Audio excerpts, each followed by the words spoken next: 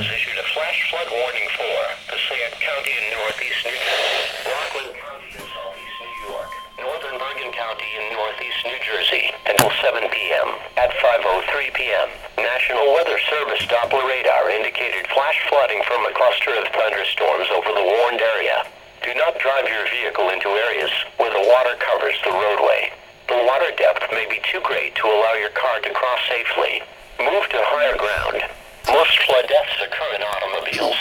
Never drive your vehicle into areas where the water covers the roadway.